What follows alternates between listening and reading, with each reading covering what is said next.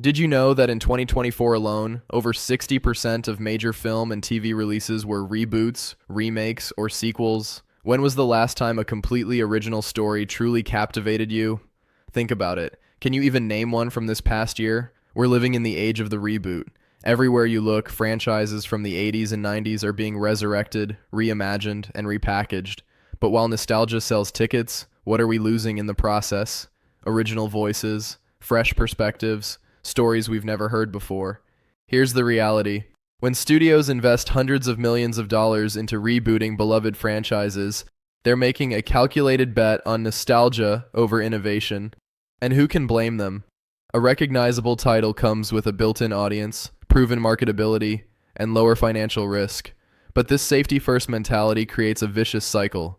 Every dollar funneled into another Spider-Man reboot or live-action Disney remake is a dollar not spent on discovering the next Inception, the next Get Out, or the next Breaking Bad. For emerging writers, directors, and creators, the message is clear. Original ideas are a gamble that studios increasingly aren't willing to take. This doesn't just limit what gets greenlit, it fundamentally shapes what stories creators even pitch in the first place. Why spend years developing a groundbreaking original concept when the industry is shouting that they want recognizable IP?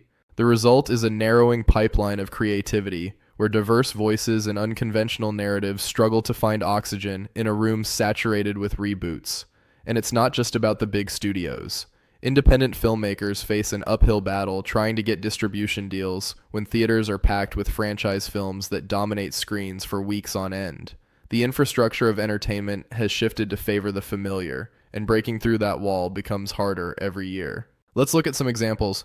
The Batman reboot with Robert Pattinson, phenomenal, critically acclaimed, financially successful, and it brought something new to a well-worn character. But compare that to the reception of original films like Everything Everywhere All at Once, which swept the Oscars and became a cultural phenomenon despite having a fraction of the marketing budget. Or consider television. While Fuller House and Will and Grace revivals had their fans, shows like Succession and The Bear proved that audiences are absolutely hungry for original, complex storytelling. The difference in impact is striking. Reboots can entertain and even occasionally innovate within their constraints, but original stories have the power to define entire generations. They create new cultural touchstones rather than recycling old ones. For creators, the disparity is even more pronounced. Landing a reboot means working within established parameters, serving an existing fan base, and often sacrificing artistic vision for brand consistency. Creating something original means total freedom, but also fighting for scraps of funding and distribution. And let's talk about what this means for audiences. When you watch a reboot, you're walking in with expectations, memories, and attachments to the original. Sometimes that enhances the experience,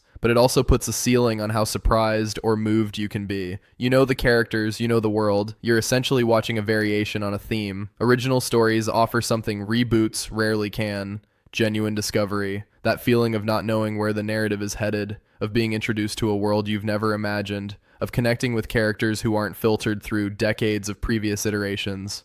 Here's what we're really risking.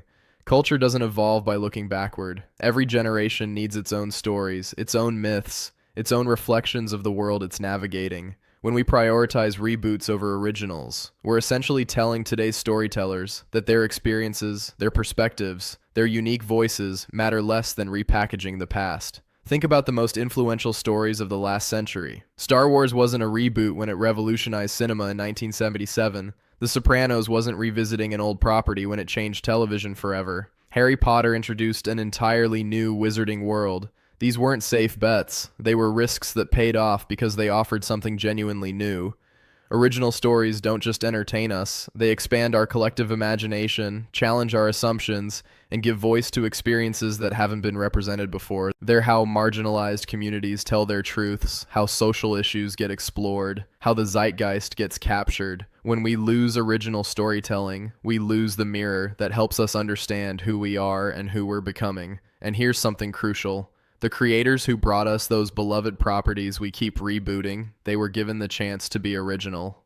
George Lucas got to make Star Wars, the Wachowskis got to make The Matrix, Jordan Peele got to make Get Out. If we don't create space for today's visionaries, we're not just stifling creativity, we're robbing ourselves of the next generation of classics. The properties we'll be rebooting in 30 years, they need to be created today. And they can't be created in an environment where studios only greenlight projects with proven track records.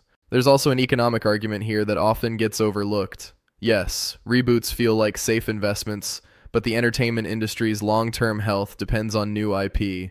Every successful franchise started as an original idea. Disney's current empire of remakes exists because they took risks on original animated films decades ago. The superhero genre that dominates today's box office exists because comic creators were given freedom to invent new characters and worlds. If we want franchises to reboot in 2050, we need to invest in original stories in 2025. The pipeline doesn't sustain itself, and audiences are starting to feel the fatigue. Box office numbers for some recent reboots have been disappointing. Streaming platforms are finding that their most talked about content is often original programming, not revivals.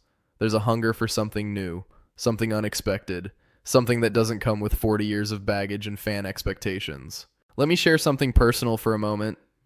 I grew up loving the stories I loved because they were revelations. They showed me something I'd never seen before. When I watched The Matrix for the first time, my mind was blown because nothing like it had existed. When I read Hunger Games, it introduced me to a dystopian world that felt urgent and relevant to my generation. These weren't reboots or sequels or reimaginings. They were bold, original visions that took risks. And that's what stuck with me. That's what shaped my love for storytelling. I want today's kids and teenagers to have that same experience. I want them to discover stories that are theirs, not hand-me-downs from my generation or my parents' generation. And for that to happen, we need creators to be empowered, funded, and celebrated for taking risks on original ideas. Now, I'm not saying reboots are evil or that we should stop making them entirely. Some are genuinely excellent and bring new perspectives to classic material.